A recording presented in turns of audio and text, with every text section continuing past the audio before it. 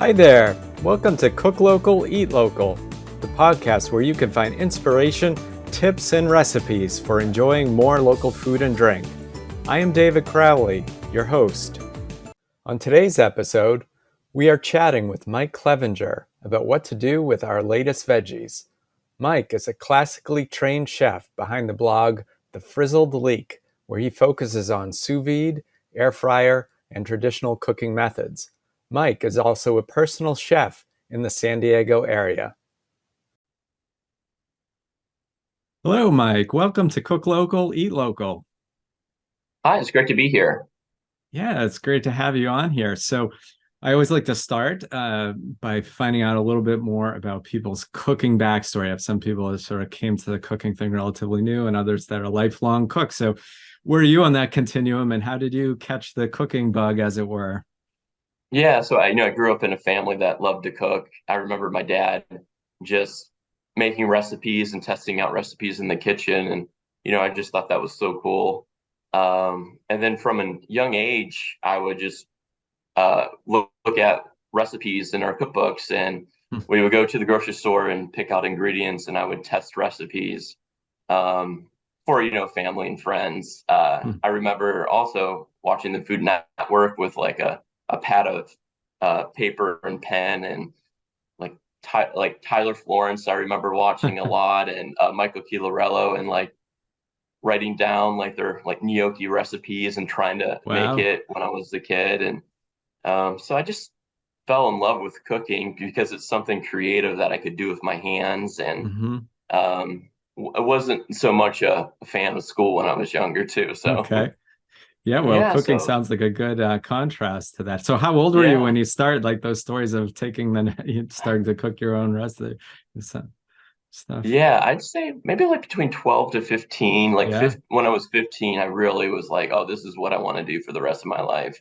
Wow. Um, yeah, so um, just found the beauty in like seasonal ingredients, and Hmm. um, just making recipes and creating recipes. And back then, the food didn't turn out too good, but I got better over time. Well, that's Um, great. yeah, and then I worked at through high school. I worked at a local restaurant here Hmm. in Ohio, Yep. and gained some fundamental skills. Went to culinary school, and yeah, after graduate culinary school, we moved out to San Diego, and I just been working in restaurants for ever since until I started my blog. So Excellent. Well, yeah, good. And I was curious. We'll kind of circle back a little bit to hear more about some of the stuff on your blog. But I do want to. I know it's called the Frizzled Leek, which is not. It's a yes, creative title. yeah, So I do want to, before yeah. I forget, I want to hear this where you came up with that title. If you have a love for leeks, or just it sounded good, or what have you. Yeah, it sounded good, like everyone when they start their own blog, they have to find that name that Hmm. is different and that nobody has. And I remember working in restaurants, like we would always do these braised short ribs with frizzled leeks on top, or some Yep. like fried parsnip shavings on top for like an Hmm. added crunch. Yeah. And I just thought it was a Nice. little different and cool, name. So that's why I went with the frizzled leek. Yeah, I like it. It's pretty memorable. Do you have some leek recipes on there? Or probably Um, it's used I in do. something maybe. I do not. I don't have frizzled leeks per se, but I do have like in my butternut squash soup recipe. I use leeks in there, and Yeah, any chance I get, I'll throw some leeks, just right. sub them out for onions and use leeks. So Oh, yeah, great. Excellent. Well, good. Well, as you know, this you talked about seasonal cooking, and that is the focus yeah, here on Cook Local. And as I shared with you, I picked up the day before yesterday, latest CSA share, and we are recording this episode on the first day of fall. But it's interesting seeing what comes in the CSA now. It's a little bit of a mix of we're still getting sort of the last, at least here in New England, kind of the last gasp of summer with some tomatoes as well as some more fall-like things mixed in. So that's kind of fun for me because I like both seasons. But let's start with a summary thing, and it probably maybe might feel more like summer in San Diego than it does here today, I'm guessing. Cherry tomatoes. I had cherry tomatoes. I've been getting them a lot lately, and I have trouble using them all just by simply adding a few to salad. So I'm hoping you might Yeah. have a few more ideas so I can make good use of all this, because there's a beautiful box of like, all different colors and what have you. So it's like, okay, got to do something with it, maybe something different. Yeah, absolutely. Yeah, I was just growing some cherry tomatoes this summer in my garden. So I would put them into like tomato sauces. So I would just Hmm. throw them in the blender with like fresh basil, Yeah. garlic, and sometimes I wouldn't even cook them. I would just do like kind of like a cold gazpacho Oh, nice. I sauce, like that. and then toss them with whatever I was putting in that pasta at the time. Yeah. I do a lot of air fryer recipes on my blog. So Hmm. um, I'll toss it with olive oil, salt, pepper, and garlic, and then I'll slow roast them in the air fryer for about an hour at a lower temperature. And those are Hmm. great because you can chop them up, put them into pastas, you can put them on flatbreads. Yeah. Um, Also, you can turn your cherry tomatoes into like a tomato jam and can them and That's give them away interesting. for Christmas. It's a Hmm. great gift or stocking stuffer. So Oh, that's a great idea.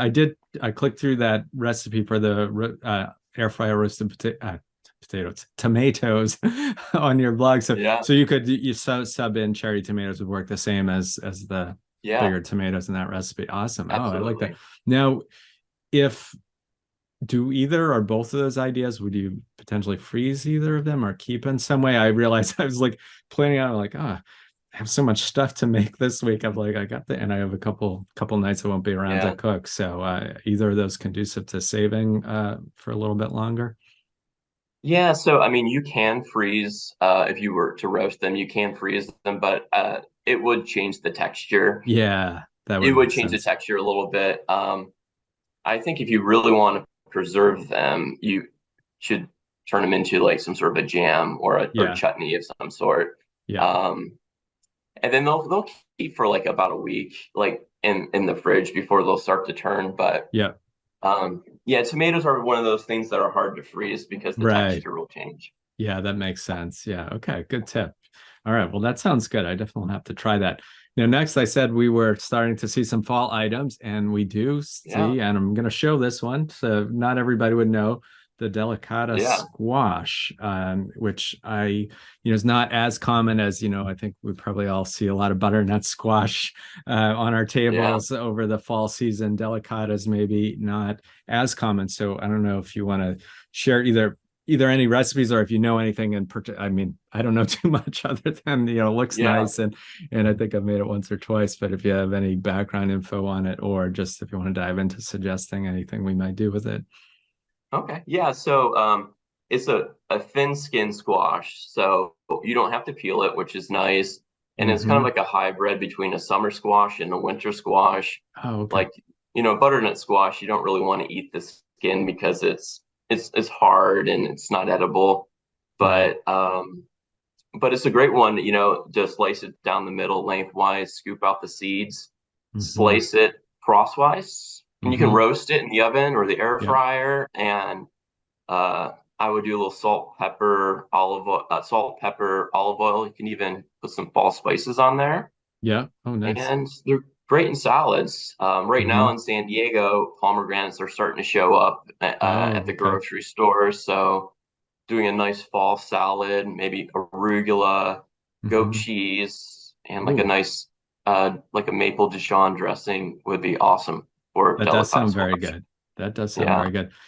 The other thing is when you mentioned spices, I can't remember. It might have been a delicata squash. I came across the recipe. It might have been Milk Street, where it was like roasting them in some Indian spices and served along with like some salmon that was yeah, similarly that kind of Indian type flavor. It was pretty good. So I love the versatility of squash yeah. like that. So I and I actually like got that.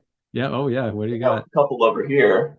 Nice. This is the kabocha squash, also Uh, known as the Japanese pumpkin. Oh, I didn't know that was also had that name. Okay, cool. And then I have it's called a carnival squash. I've been seeing in the markets too. Oh So, yeah, I see those um, from time to time. Yeah. What so do you yeah, do there's with that first one, that kabocha? Because that's bigger, right? Is a little yes.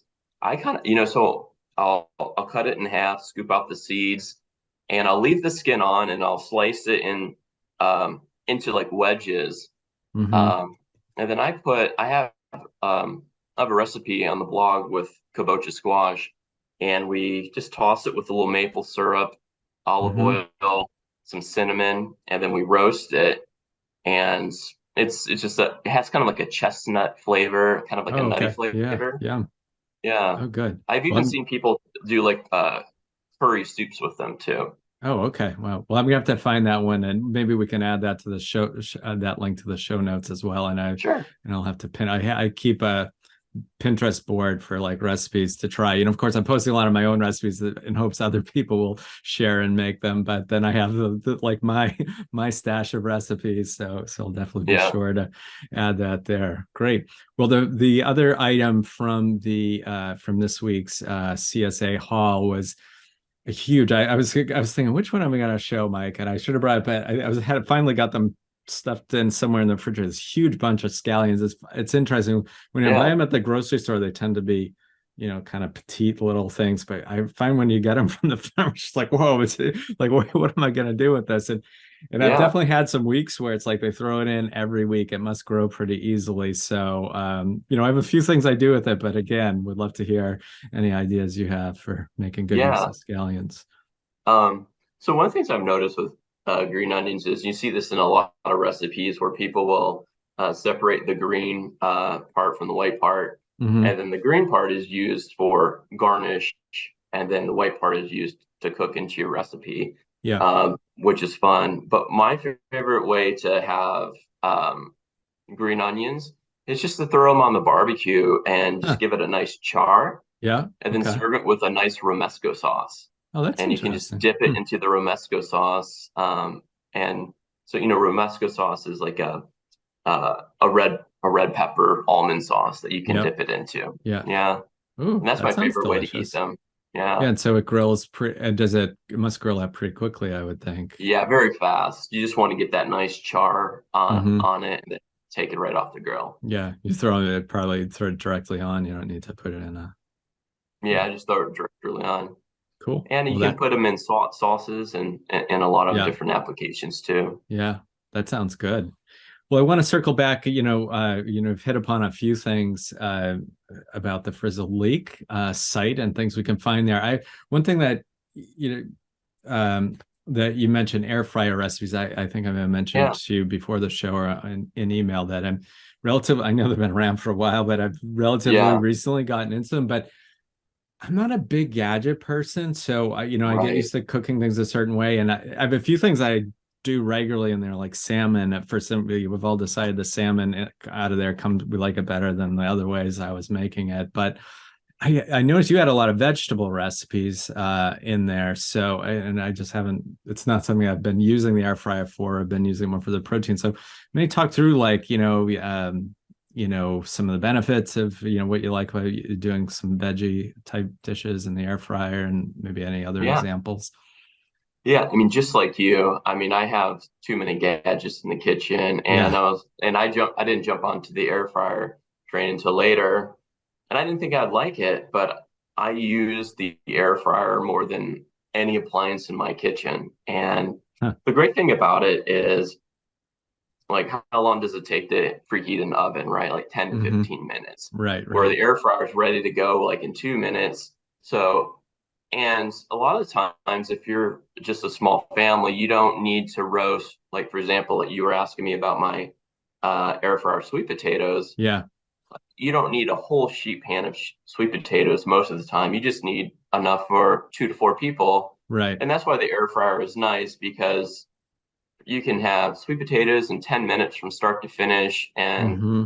um, and they come out really nice and crispy and like perfectly cooked, which is nice. Yeah. So Yeah. I like the convenience of it. I like the ability to like reheat things really fast in there. Um, so yeah, I think it's just a great piece of equipment Yeah. that, and in the hot summer months when you don't want to heat your kitchen up with that Oh, oven, true. like the air Right. fryer is a great solution. So Yeah. Great. And so then if you want to round out, I know you cover a couple kind of specialty diets as well, or round out Yeah, the other focus areas of your site. yeah. So we do a lot of Whole30 and paleo recipes. Yeah. We have a few vegan recipes on the blog. I want to start implementing more vegan recipes Yeah. for my readers. Um, and then, the blog really transitioned to those special pieces of equipment like the air fryer, sous vide cooking, Instapot, and then we also explore other traditional cooking Hmm. methods. Yeah. Um, but especially with like sous vide, it's kind of like a chefy term where people are like, Right. like, what do you do? But it's great because, for example, my sous vide beets Hmm. that I put them in a bag, I drop them to the hot water bath. They cook Hmm. they cook for 3 hours, Yeah. but if you leave them in longer, they don't overcook, and so Yeah. you can set and forget a lot of the food. So a Hmm. lot of times I'll be cooking dinner and I'll have to go pick my kids up from school. I'll come back and I don't have to worry about overcooking my food. It's just ready Yeah. when I need it. So Oh, that's great. So the thing I always hear people raving about with sous vide is like meat and getting it cooked to the right temperature, but you're really yeah, leaning into it for the veggies as well. It's a, well, but yeah, both. yeah. But for example, the beet recipe. I mean, I've been roasting beets my whole life, and Hmm. roasting beets is great. But sometimes it's like you take them out of the oven and then you peel them, and you're like, oh, it's not cooked all the way through, or Oh maybe yeah, I yeah, overcooked it. yeah, This way, you have perfectly cooked beets every single time. There's no mistakes. yeah. That's great.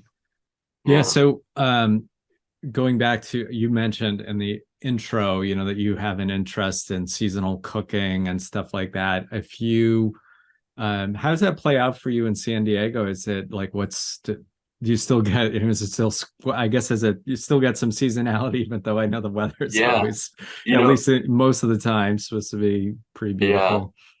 It's funny when I first moved to San Diego, I was like, where did the seasons go? From Hmm. Ohio, so we had the four seasons. Yeah. But the more you live here, there are seasons. You start to notice, like in the summertime, it's about your tomatoes and your corn, and now Hmm. we're transitioning into like pomegranates and persimmons Yeah. and all the different squashes, Yeah. and things like that. So there is the seasonal component, and fall is my favorite time of the year because I just love all the recipes in the fall Yeah. with the pumpkin Yeah. recipes. Um, but there's actually in San Diego, there's a farmer's market called Chino Farms. If anybody Hmm. ever is in San Diego, Yeah. and it's a little farmer's stand, and all the fine dining restaurants here, and they'll label it on their menus like, oh, watermelon from Chino Farms, Huh. and they, for some reason, I don't know what they do, but they have the best tasting Hmm. produce you ever had, and so yeah, I if I'm making a really nice meal for some friends, I'll go to Chino Farms and get what's in season. So Oh, great. Any examples of something you've made in that direct from that farm, or is anything else that you've made that really showcases what's fresh and yeah, local there recently? yeah. They during mushroom season, they'll get like all the different assorted mushrooms. Like you'll see like the gnocchi mushrooms, the trumpet mushrooms, the lobster mushrooms, which are really cool. And I Yeah. just love sauteing those up with like a nice pasta or gnocchi dish. Yeah. And Yeah. and then in the summertime, they're known for is their white corn. So their white corn Oh, is like okay. really, really sweet. Yeah. Huh. So Yeah. always doing corn on the cob or corn salads from them. Oh, that sounds delicious. What other, you are, I guess you mentioned earlier, you're classically trained chef. Actually, first question, do they talk a lot, is there any emphasis in the program you went to into sort of, using local and seasonal, or is that something you kind of came to more on your own or a combination? Yeah, I say looking back at culinary school, it was mostly learning the basics, like how to make a Yeah. proper stock from scratch, how to get your techniques down, Right. And then when I started working in the area, you work for some good chefs. And one of the things one of the chefs told me when I was younger that I still remember, what grows together goes together. right? Right. So a lot of times you'll see strawberries and lima beans together, and Hmm. they grow together, and Hmm.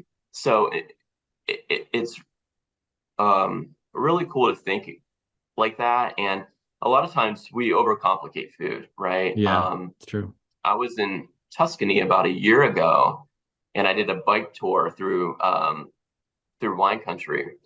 And our Nice. guide we went to a little farm stand. We got a little thing of cherry tomatoes, Mm-hmm. cucumber, red onion, and all he did was chop up those vegetables, drizzle it with a good quality olive oil and a little salt, and it was Mm-hmm.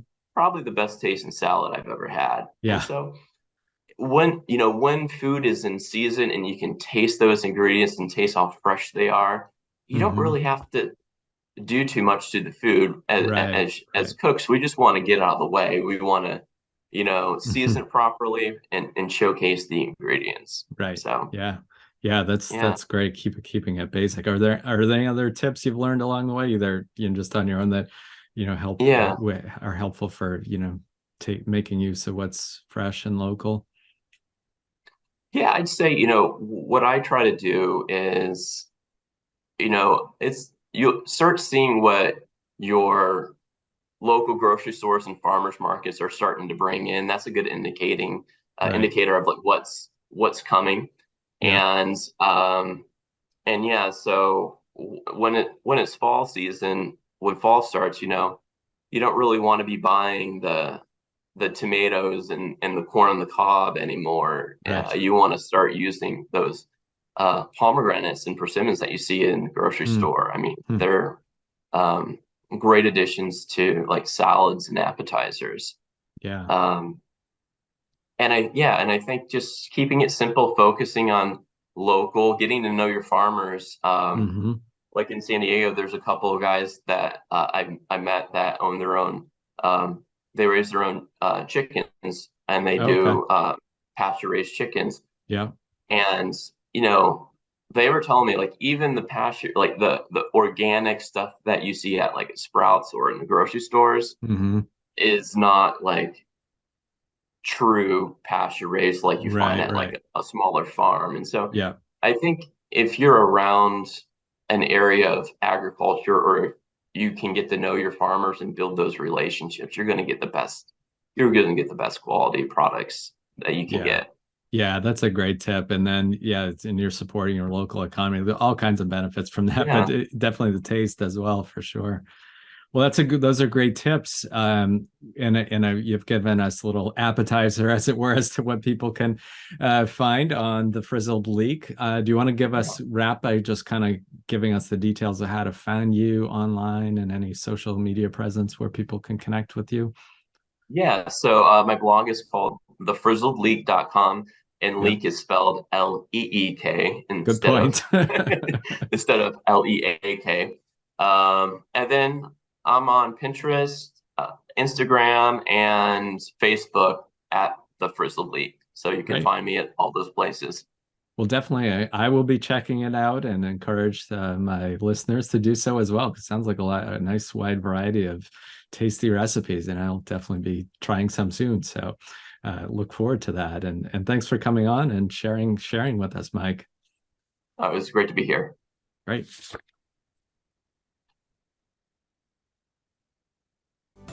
Thanks for tuning in to this episode of Cook Local, Eat Local. To get the show notes with links for recipes and resources we covered today, go to cooklocaleatlocal.com to get the podcast landing page. And please be sure to subscribe to Cook Local, Eat Local wherever you get your podcasts. Make it a great day with some tasty local food on your plate.